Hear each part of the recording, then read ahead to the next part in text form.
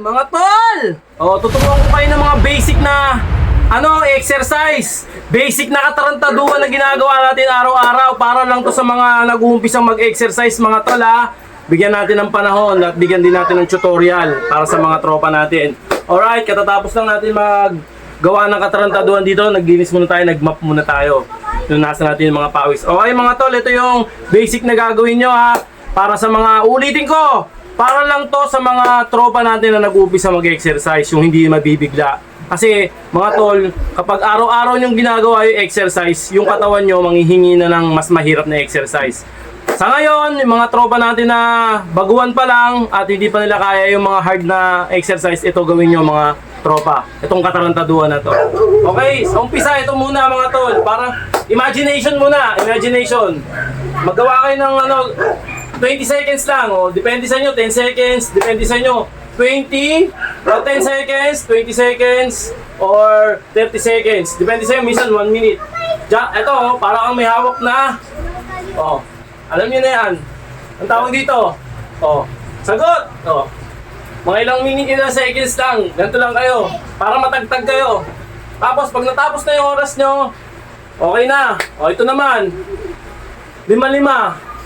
1, 2, 3, 4. Okay, nakalima ka na. Sa kabila naman. 1, 2, 3, 4. Dito ang kamay, ha, dito. Kung gusto nyo dito, dito. Mas maganda yung dito. 1, 2, 3, 4. Basta 5-5. Okay? Tapos ang pangatlo, ito. Madali lang.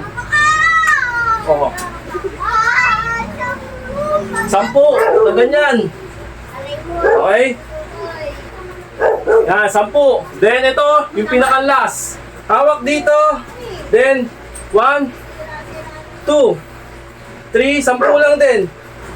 Okay?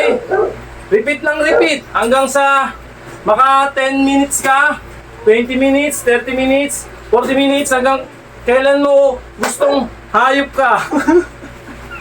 Hanggang kailan mo gustong, hanggang kailan kaya mang katawan mo, okay? Ulitin ko, tol!